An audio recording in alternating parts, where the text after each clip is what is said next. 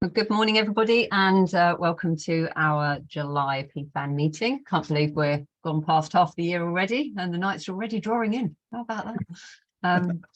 So we've got a few updates that we're just going to give from various people who have all got to shoot off to various different places and directions. So busy. So we'll launch straight into that if that's okay. So we've got, first of all, we're going to hear from Sophie Patterson from Food Plymouth itself about the People's Assembly that's coming up, followed by Kelly Fritcher about the food safety training that's on offer. Then I'll do a quick update on behalf of Ian because Ian can't join us this morning. And then Eve's going to do an update on anything I might have missed from Ian, and she's pretending to be Mark. So the pair of us, it's quite interesting, that one. And then Lyndsey from the Soup Run is very kindly offered to share her presentation that she gave to the All Is Food All We Need event last Monday that some of you couldn't join and some of you were, but it was so interesting that we've asked her if she would come and share it with the network. So Sophie, if I could just hand straight over to you, and you might want to introduce yourself because not everybody on the recording will know who you are. Excellent, thank you, Tammy. Morning, everybody. Hello to anybody watching on the recording. My name's Sophie Patterson, and I work with the Food Plymouth team as their Sustainable Food Places Coordinator. And I'm going to tell you today quickly about an event that we have coming up on Monday. Very exciting, really close now. We've got a few places left at what we're calling the Best Food Forward People's Assembly. And I know a couple of you in the call already know about this and are going to be there already, but we do have a couple of places left. And really it's an invitation for you, but chiefly also the people that you're working with in your communities. It's an event bringing together people from all over Plymouth to talk about their food experiences. And all of that is with the aim of being able to inform a forthcoming food action plan and food strategy for the city. We really want to make sure that all of this is directly informed and shaped by the people of Plymouth themselves. So it's an interactive event running at Plymouth Guildhall between 9:30 a.m. and 3 p.m. on Monday the 17th of July. I'm going to pop a little link directly to the registration page. But what it is essentially having lots of discussions, but also lots of different ways that people can engage and let us know how they feel about different aspects of food in the city. So there'll be an interactive exhibition space. There's going to be collage with the Food's Equal team. There's going to be all sorts of different things going on.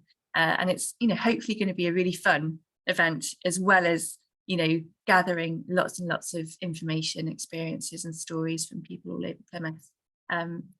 Is there anything I've missed, Tammy? I'm just thinking I've waffled on. No, I don't think so. But it's a drop-on event, isn't it? So people don't have to commit to the whole day. That's really important. Yeah, absolutely. So if you can only stay even for just, an hour or an hour and a half, or even if you can just pop in for 10 minutes, there will still be a way that you can engage. So even if you haven't had a chance to sign up and you can just pop by for 15 minutes, you're really very welcome. We'd love to see you there. And there's food on offer. Oh yes, delicious. You didn't mention the food. Delicious food from the Hedgerow Hound. I'm quite excited, and thinking about it makes me feel hungry. Yes, so there's food, there'll be, teas, coffees, everything else. And yeah, hopefully it should be, a really, like I say, a fun event with lots of great discussions going on. That's brilliant. Thanks, Sophie. Has anyone on the call got any questions to Sophie before she shoots off in the planning? Eve? Just a quick one. The exhibition space, can you just tell me about the exhibition space? Is it just for people who provide food? Are there places available for exhibition? So, people are welcome if you're working with particular organisations or projects. If there's information that you want us to share, then there's going to be table spaces and, resources that we can, have available for people. There are going to be some sort of specific things going on. Kelly's going to have a table and yeah, I've come up with an idea about how we can have a little activity as part of that as well, Kelly, around that. So there'll be some dedicated stations where it's sort of, again, an opportunity to sort of harvest and gather that information that we can then present back. So any information that you can bring along is really, really welcome. And if I can find a way to make that a point of getting information back in from people, all the better. Thank you. That's brilliant. Thanks, Sophie. Oh, no problem. I'll have to say goodbye, I'm sorry, unless there's any more questions. No, I think you're free to leave, and we'll look forward to Lovely. seeing you on Monday. Great, brilliant. Look forward to seeing hopefully some of you there as well. Thank you. Bye, Sophie. Kelly, shall we come straight to you, because I know you've got to rush off because you've got sports day. That's one. It's very excited. Okay, so you know me, but I'm Kelly Fritcher, the cooperative food organiser. We have got Dave Lee coming to Four Greens next Thursday. It's 9:30 till 11:30, and he is going to cover for us a community food workshop. He works for PCC, and he will cover to register or not to register, safer food, better business versus like simple procedures that they've got for us to use, the 4 C's, the food safety daily checklist, and the food safety inspection. So Dave Lee is the one that heads up the team that comes out and does the food safety inspections for community food groups. So that's why we thought, like, this is really important. We haven't had this training since before COVID. Lots of us have emerged during COVID, and actually there is a need for this training. If you can attend in person, please just email me and let me know. Tammy sent out the details on this email where we have the link to join. If you can't, Tammy has very kindly arranged for a Zoom to be set up, which you're going to send out the details to, aren't you, later on, either this week or the beginning of next week, Tammy? Yes, So we're going to do the hybrid, aren't we? So or are we going to do it? I can't remember which one we're going to do. Were we going to do it where we record that session, or is Dave going to do a second one that we send out? How would you prefer that we did that? I think people want to join live, and that's really good. And can we record it the way we're recording this so that we can then send that out to people as well? Or I don't know is the answer to that. That's why we ended up with the gambling one doing a specific training online one. So if anything, I think it would probably be better and more straightforward, because if you've got people talking all the way through it, you wouldn't be able to capture everything. So if we could arrange for a separate, maybe a 1 hour online one, I think that would be as well attended. So you'd have some that can come in person and some online, if that's okay. Yeah, so I will ask him if he can do a separate one again where it's much shorter, because nobody's asking any questions.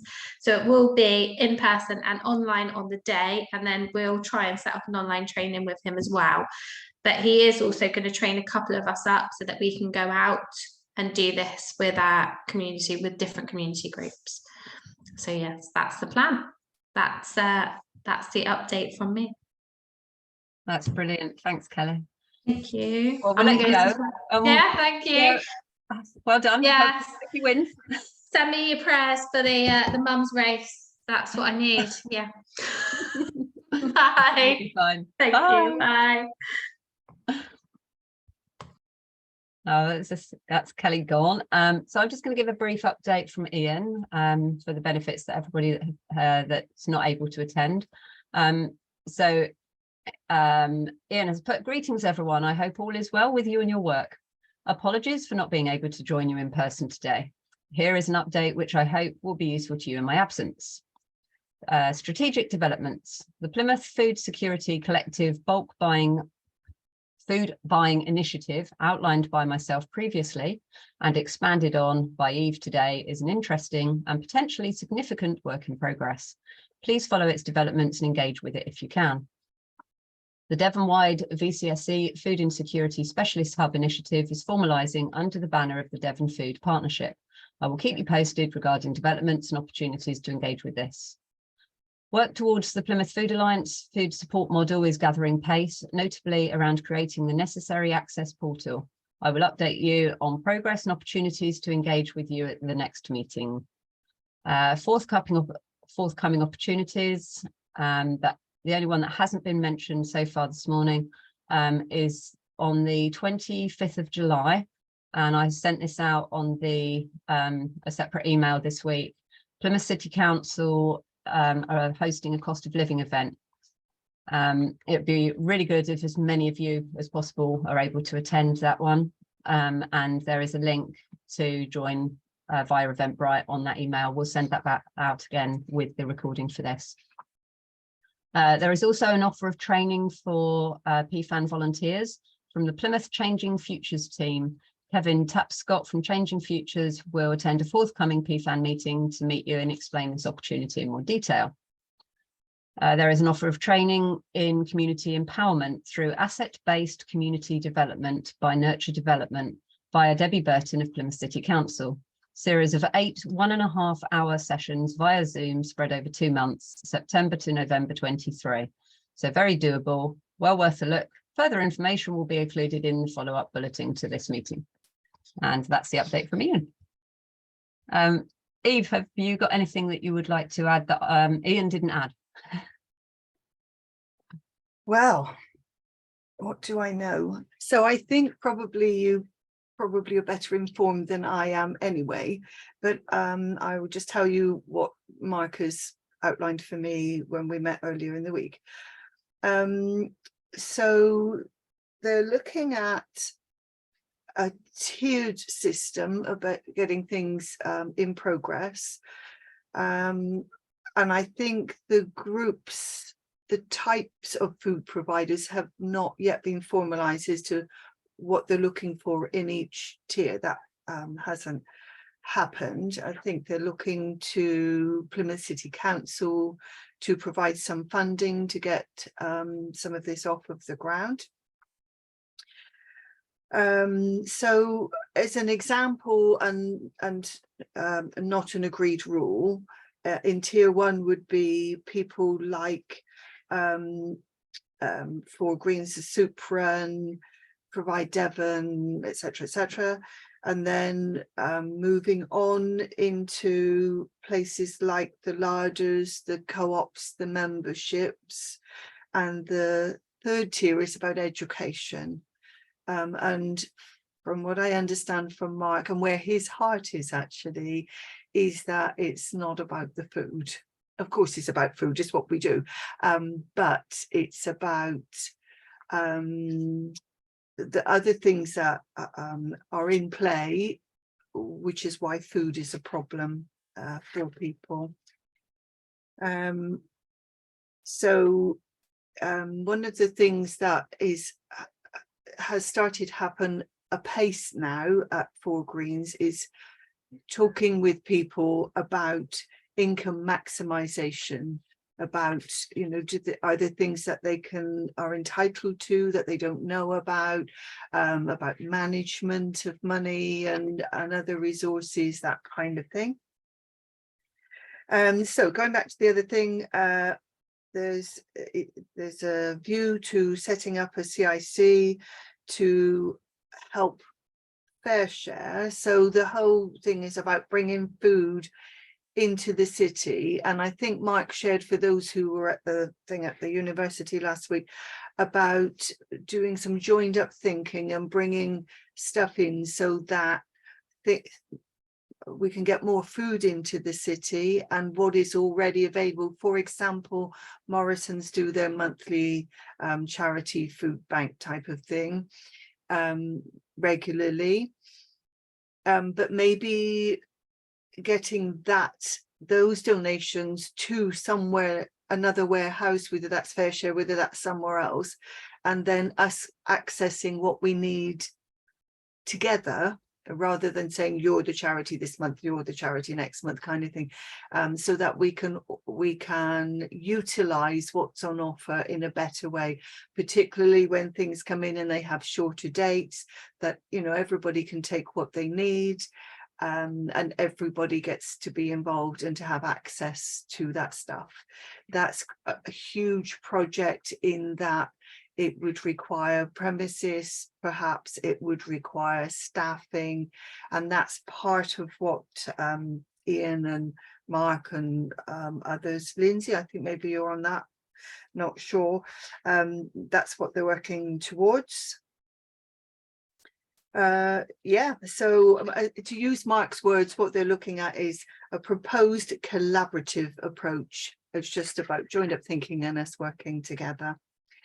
From a do you want me to tell you about the little I know about what's happening at Four Greens? Yes, that would be lovely. Thank Yeah, you. sure. Okay, so we have now the food bank running in a 3-tier system. We have people who just drop in and get an emergency bag, just a one carrier bag with a few things, keep them going, and they can access one a week. We have what we call a one-off. So if somebody has an emergency today, their family needs feeding just this week, we provide for that, and that again can be a walk-in thing.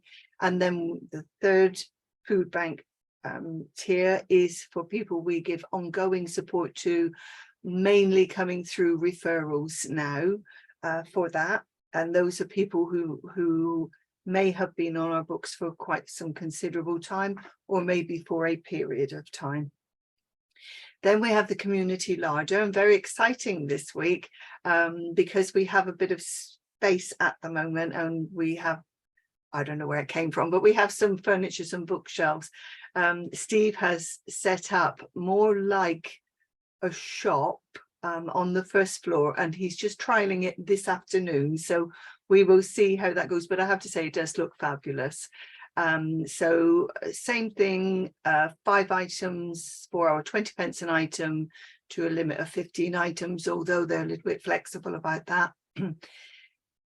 Tin meats 50p a tin, and other things that might come in and have greater value and longer dates, that Steve will decide what kind of pricing he puts on those. Same system, people come in, there's a room available, a big room where people can socialize, have a cup of tea, and that's really important to the people. They have said, you know, that's so for some people that's their outing for the week. Maybe they're a single parent, maybe they're a carer, whatever the thing might be. That social space is important to them. So that's sort of what's going on at the minute. Lots of other groups either resurrecting, starting up. A very, very busy place right now, being a well-being hub and not just being about the food provision. And so we're looking to, having done the food bank and the community larder, looking forwards. I don't know if Mark has spoken with you, Tammy, about it, but about looking at providing some kind of cooking education for people. How far down the line, I don't know. I'm sorry, I don't know all the ins and outs of everything, but I know that is where Mark would like to go sort of next. That's me. That's brilliant. Thanks, Eve. Yeah, that takes it back actually for what you were saying about the collective, and with the I know you were calling it was a tiered system. It's more, we didn't want to call them tiers, we're calling them strands, because otherwise it looks like levels, and there's nothing, it's not levels at all. So we call them strands because you've got the emergency strand, and then the food larders and the other food aid providers being the everyday strand, you know, the not quite as desperate as obviously, you know, some of your emergency food boxes that you and others provide, and of course the soup run and the activities that they do. And then the education strand, which is looking at all forms of education, not just cooking, but digital inclusion and everything else. So yes, it's all being taken in, yeah, considered, and how it all looks and everything. And yeah, very exciting times, hopefully. Yeah, Huge, isn't it? Huge. It is huge, and it will be so good for the city because it's a collaborative approach, and we want everybody within the PFAN network to be part of it and to be able to benefit, and everybody is welcome. And that's the whole part of us being a network. You know, it is your network, and this is for the network and for everybody in the city. So, but no, that's brilliant. Thanks, Steve, and thank you for the updates. And I did share your pictures of Steve's new shelving on the PFAN Facebook group yesterday, I think, when they came. So they looked good, brilliant. Yes, they look very, very good. So, Lyndsey, shall we come to you for your presentation, if that's okay? Yeah, we're a small select group, and so the main beneficiaries of this are going to be the people who see the recording, I take it. So Yes. Yes.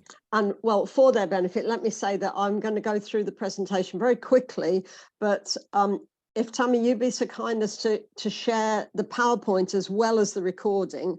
There are a lot of notes on the PowerPoint, so there'll be more detail in there if people want to dig into it a little bit. So okay. Yes, that's fine. I'll send that along afterwards with all the other notes and links. Right, let's try and see if screen sharing is going to work this time. Right.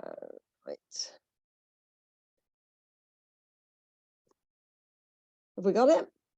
It's coming.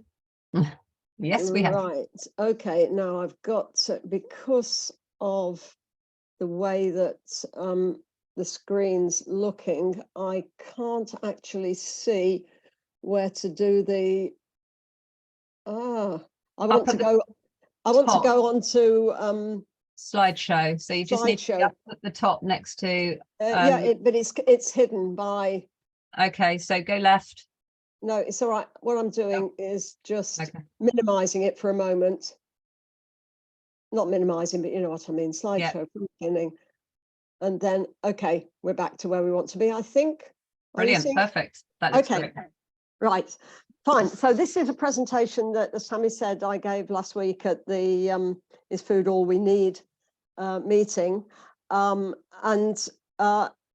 I introduced that by saying, well, first of all, that it's been put together by myself and Hilary Knight, our coordinator. And we could make a very short presentation and say, of course, food isn't all we need, but clearly there's a lot more depth than that. And as exemplified by Eve's comments, there are a lot more things going on in people's lives. I mean, we often say that our strap line is more than food, and that is it. People come to us ostensibly for food, but there's always something else in the background, a concern in their lives. And our challenge is to find out what those concerns are and help people with them. So what I want to do in this is quickly go through saying a little bit about deprivation in Plymouth, how we respond to it through food and through other ways, particularly looking at accommodation support and health and wellbeing support, and then say something about lessons learned along the way. So we've been at it for a long time. Deprivation in Plymouth. It's a pretty city in parts, especially where the war damage is not so evident, but the rebuilding of Plymouth wasn't quite so pretty. But even in the very picturesque parts, the waterfront, if you go behind the waterfront, that's where you're seeing the maximum deprivation in the city. This traffic light system on the index of multiple deprivation shows the differentiation across Plymouth, where the waterfront on the west and central parts with the reddest areas are the poorest areas, and they include some of the 1% of the country at its poorest. Plymouth as a whole is I think it's 64th out of all of the local authorities in the country. There are four. We're in the bottom 1/5 of the country, and within that bottom 1/5, we have differentiation across the city. So that's why some parts of Plymouth are in the bottom 1% of England, which is quite scary. The encircled area is more or less PL1, which is where the poorest parts of Plymouth are, and it's where most of the soup runs activities take place. So what is our response to this deprivation? First of all, who are we? Volunteer-led, we have no employees.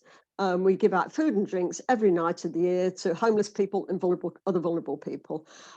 We don't pass judgment. We don't ask people why they're there, in the sense of, why are you asking for food?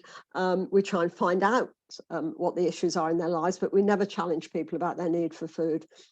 Teams come from various sources, as listed there. And as already mentioned, we support clients in practical ways and try and connect them with other services. And importantly, as well as working on the ground, we join in citywide activities to look for solutions to homelessness and other aspects of deprivation. We have a particular interest in health inequality. We operate in mainly in 4 areas of the city. We go around 4 stops each night: the Money Centre, then the Hoe, then Martin Street, and then King's Road, at the times given. And also on Sundays, we have a soup kitchen at Shekinah that operates before the first of the mobile stops. And on Saturday mornings, we have a special session at Shekinah for street homeless people and others in emergency accommodation. So who are our clientele? A proportion are rough sleepers, but the majority are in emergency accommodation in hostels or in their own housing, but are just not able to manage. The majority, around 80%, are male, mostly single, a few couples, and at the moment there are quite a few couples rough sleeping because there isn't a good accommodation provision for couples. Wide age range. We don't encourage youngsters to come to the soup room. We try and connect them with other sources of support. So we basically got 18-year-olds to pensioners. Occasionally the council and other organisations refer families to us in B&Bs who there's no way that you can feed yourself in a B&B with only being able to go to cafes, for example. So we are supporting on and off, supporting families. All of our clientele have complex needs of some sort. They're experiencing poverty, ill health, and very importantly, social isolation. So what do we offer in the way of food? This is a shot taken outside Plymouth Methodist Central Hall, where they table there serving hot food of some sort, a cooked meal or pasty, soup, hot drinks. And that's typically what we offer at every one of the stops around the city. On Sundays, we can be a little bit more ambitious using the kitchen at Shekinah, and that's a meal that I cooked a few months ago. We try and offer a choice. It's a choice of a vegetarian pasta or a meat pasta, and that is made available to people at tables outside Shekinah, and where we also have a little shop of any available food for people to select from, drinks, and the chance to chat to the volunteers there. Some statistics, we won't dwell on this too much, but the numbers are important, particularly because they're tending to rise. Over the years, we've been keeping good statistics since about 2016, and you can see, apart from 2021, there's a steady rise. It's across the 7 years, it's 6 to 7%.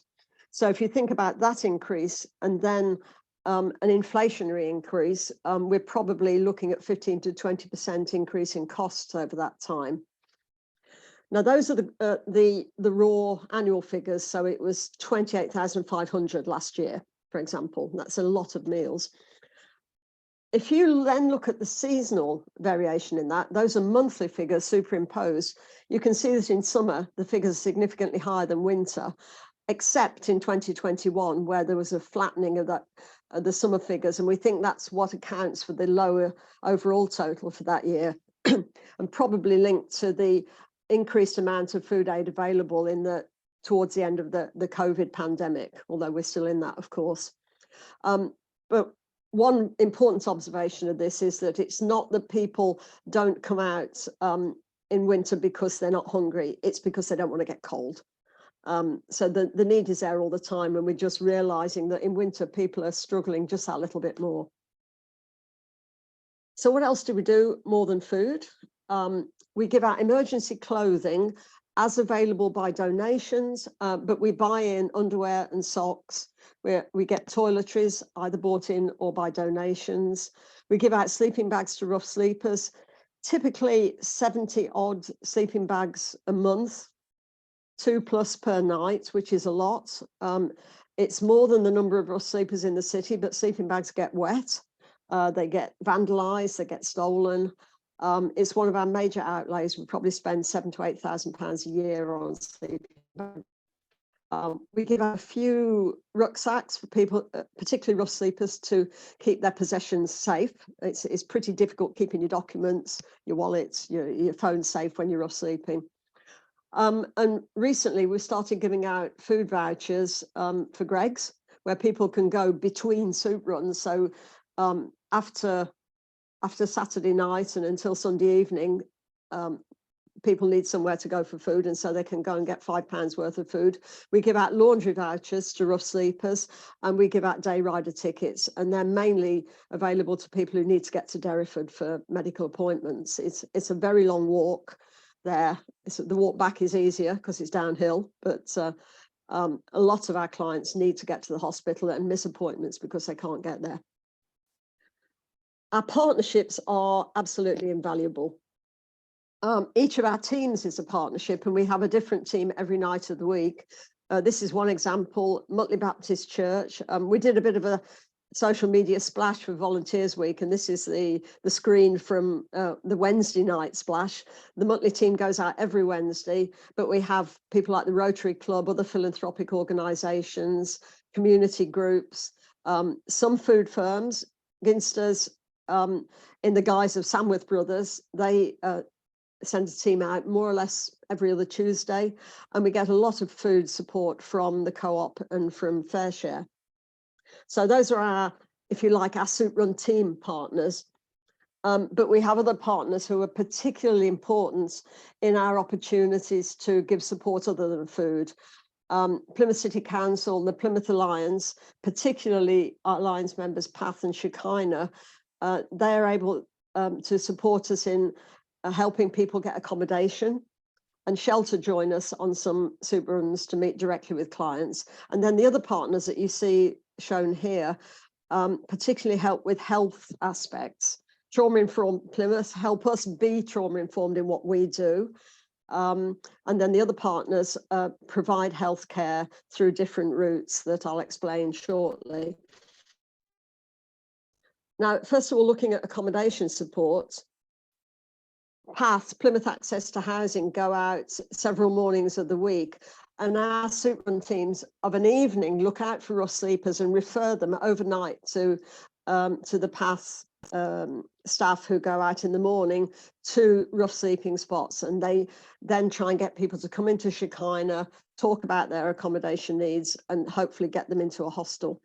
Top left, you see there Emily, who works for PATH, and Lydia, who works for the council, and they come to our Saturday morning sessions and meet directly indoors with rough sleepers, and that's a great opportunity for focus working. And bottom left, you see a shelter worker who goes out occasionally with our teams to meet clients directly on the street. And all of those different ways help people get into accommodation, into hostels, into private rented, into community housing, or as you see bottom right, into the winter night shelter, which runs at Hamo's house. There are cubicles there or pods like the ones you see there. And that's a really important provision for the worst weather of the year. Our health and wellbeing support, it's something that we try to do every day. We try and refer people to doctors, to dentists, to administer first aid sometimes, but the best opportunity for providing health and wellbeing support is on our Saturday morning sessions. And you can see there some photos of the different providers who've come to Shekinah on a Saturday morning, and we had an intensive pilot of this from February last year. And you can see there we had Plymouth City Council and Live Well came and gave advice on stop smoking and gave out vapes. We had the Hepatitis C Trust doing bloodborne virus testing and supporting people through virus elimination treatment. Plymouth Peninsula Dental Social Enterprise gave oral healthcare advice within Shekinah, and we're able now to refer 2 people a week to the emergency dentist. Heads Count is a wonderful charity who provide mental health support through peer supporters who come along, talk to people, share their own experiences of mental ill health, and connect people with other services. The Health Inclusion Pathway Plymouth, HIP, is a service particularly for people with complex needs. And you see there a picture of the GP, Ben Jameson, who's come to a few of our Saturday sessions, as have his nurses, and we refer people regularly to HIP. Podiatry, more or less once a fortnight, we have volunteer podiatrists come in from Forgotten Feet and from the University Podiatry Department who give amazing support. You can imagine the state of feet of people who are sleeping very often in poor footwear. And they also pick up other health conditions. They support people with diabetes who have issues with their feet and so And finally, the optometry department at the university have done a survey of eye care needs with a view to trying to set up a service for people who are affected by homelessness. And finally, at the top, you see the NHS mass vaccination team who come in on Sundays, not Saturdays, and give winter flu vaccine and COVID vaccine. So it's a really important opportunity, especially on Saturdays, to engage with people about their health. We give people a hearty breakfast on Saturday mornings, but also do what I think you could generally call occupational therapy. We have card games, art. The lady there in the red top is, her nickname is Red, and she's done art sessions on and off for about a year. Sadly, we've lost her to full-time work now, but we're looking for an artist to continue that work, because it's really important to give people alternative activities to do. And with that in mind, we did a little survey of our Saturday clients, asking them what they valued about the service. And to the right of the slide there, you can see a list of all the different things that they told us, more or less in the order that they told us that they valued: the food, the safety, somewhere to sit and lie down, different forms of care, getting sleeping bags, help with accommodation, through to, and then access to the dentist. I think that was mentioned last because it's a minority of people, but for those for whom it's important, it's extremely important. After getting the listing, we then asked people to vote for their top 5 items, what were most important to them, and then their top 2. We didn't say top 1 because it would always have been food and drink. We wanted to find out what was the second most important thing in there. As you can see, someone who listens came through very clearly as being valued, and I think that's quite touching. And I think the shower was the third most popular item, which really speaks to people's wish to be healthy and clean, dignified. But the range of issues that people need help with are massive, and the range of things that they value are massive. Finally, some lessons learned over the 25 years that we've been operating. I grew up on the 3 R's, but I've got the 4 R's listed here. Resources. We need donations. Increasingly, we need money. We're probably typically spending about £1 per person on a Sunday night now. So £130, £150 spent on top of the donations, and we couldn't manage. And it's not just to do with the volume of what we provide, it's to do with balance. So we buy in fruit, we buy water, we buy sunscreen, for example, things that are not likely to be donated. Reliability is really important. We're dealing with people, we're helping people who have a lot of chaos in their lives, a lot of disappointment, loss, abandonment, loss of routine. So we try to provide some routine. We provide the same kind of food at the same stops at the same time, so people know when they can find us. We try and be reliable and responsible around safeguarding, around food hygiene. You can see the volunteers there labeling the food very carefully. And that is to try and impose a little bit of routine and reliability on people's lives that are lacking that. Relationships, I've already talked about our partners' relationships, but our relationships with our clients are massively important, and the trust that they have in us enables us to help them. And we try and be non-judgmental and help them in any way possible.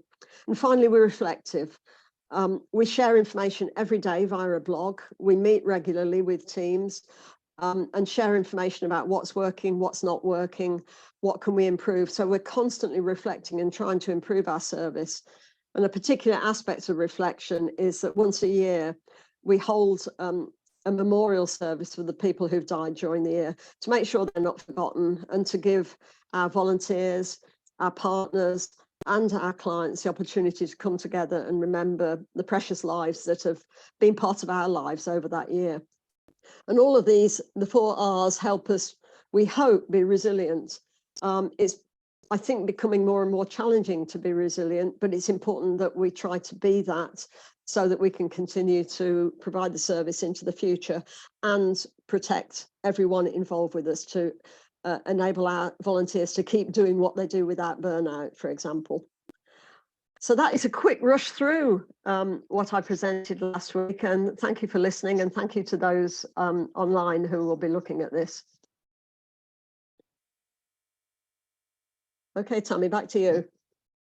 Lyndsey, thank you. Thank you so much. I mean, I know this is the second time I've heard it, but wow, yeah, it's like it's the first time every time. And I don't think I need to add anything. I think you've said everything, and yeah, really appreciate you sharing with that. Just to let you know, over 100 people do open the recordings. So it is watched by a lot of people that can't join us here today. So we will send those out, as I say, and I'll include, as you asked, the full presentation with all your notes, so that can go out. Are your contact details on there, Lyndsey, if people wanted to contact you directly? Do you know, I don't think they are, so perhaps you're very welcome to share my email address. Okay, I'll do that. Has anyone on the call got any questions for Lyndsey at all? No. Richard? I just echo, wow. I mean, I suppose hiding under the name, very simple name, through the soup run, that's an enormous service. And it's so much more, you know. I think you could retitle that, "Is Food All We Do?" Yeah, but go to any soup run around the country, and I think you'll find that same comprehensive approach, because as we all know, food is what brings people through the door or to the door. But there's always something else going on in their lives that they're sometimes reticent to talk about, but sharing food enables you to build that relationship that enables you to ask the tricky questions. Yeah, it is very, very food for thought, isn't it? Yeah, just makes you think. So thank you. Richard, did you want to give any update of what's happening on the other side of the water before I turn the recording off for everybody? Just very simply, still pretty busy. We are definitely operating the emergency food space, food strand. Though it tends stretching into the everyday. We're getting increasingly repeat clients who kind of need support over a period of time. So I think we and Trust behind us have to some extent relaxed our original rules on that. We do realise that more people are needing extended support while they tackle issues in their lives. You know, the one or two food parcels is probably, you know, for some people is all they want, and they're very grateful. But a lot of people need continuing support and linking into other services, which we're doing. We have very small premises. We can't do much ourselves other than the food, but signposting to other areas is a key thing. I mean, one thing to flag up from, we had a Cornwall cluster for the Trust groups the start of the week, and one of the people there flagged up the fact, I think we're looking forward to, in Cornwall, a huge increase in people being moved across, a tranche being moved across to universal credit this year. I don't know if it's the same in Plymouth. So it's rolled out, which we suspect will produce a big step up in demand as people coming off existing, you know, legacy benefits which they're used to onto universal credit, which is A, is going to be different, and B, there'll be delay it being paid, and it'll be probably significantly less than they're getting at the moment. So we're trying to gear ourselves up a bit, if you like, to a possible step up in demand. And the other thing I would just the word that comes up is collaboration, is working with other groups. It's so key. I mean, we work in the emergency space, but we have the CEP12's community kitchen and larder at the bottom of Wall Street, which provides us with a drop-in approach, provides cooking lessons, it provides walk-in food. We don't have a cooperative approach yet. Though some people are thinking about that. But yeah, the need just isn't going away. And I think increasingly you're realising it. I mean, some of you may be aware that Trust, I think in conjunction with the Independent Food Network, a general campaign, a non-party political one, entitled "Guarantee the Essentials," which is basically calling on the government of whatever colour persuasion to say, you know, the level of benefit should be sufficient to guarantee the essentials of life. And at the moment, there's a huge gap, quite apart from people having sudden crises or, you know, issues in their personal lives. Increasingly, the gap between what's available and what's needed is growing, and with it, it's not aimed at. You'll probably see it online and various forums, and I think it's certainly worth signing up to. It's going beyond the food need and saying actually people should have the dignity of making their own choices about food. Absolutely. And I know Plymouth, I know your network has the same approach, and that's a lot of what's working. You know, the various initiatives that Ian and Kim are working on are really aimed at the thing. It's resilience and sustainability, isn't it? Yes, it is. Actually, that links very nicely. I was included in a conversation this week regarding essentials cooking equipment, and actually something that's a bit of an ask from us actually to the network. While you're having your conversations with your customers, would you try and just find out for us what people are lacking in their homes in the way of cooking equipment? That would really help us to just look at what other steps we can do to provide support other than food moving forward. So that would be really helpful. You've got our contact details. You have just anything that you pick up that you hear, that would be really really handy. Lyndsey, did you want to comment on that? Something that is definitely mentioned in my notes, but I think I probably didn't mention it in the presentation, is that we have a little bit of money, well, not a little bit, a decent amount of money from the Household Support Fund by the council. I think it originates in the DWP. And that's enabling us to buy the vouchers that I mentioned, but also help people with household goods, homemaking equipment, which is often going to be kitchen equipment. So I think that's enabling approach that you're talking about there is really important. No, that's brilliant. Thanks, Lyndsey. Okay, well, I'm going to say goodbye to the people that are online. So thank you very much for watching, and we'll send out all the information and the dates for the next couple of meetings as well. And as always, if you want anything, please do get in touch. You've got our details. Thank you. Bye-bye.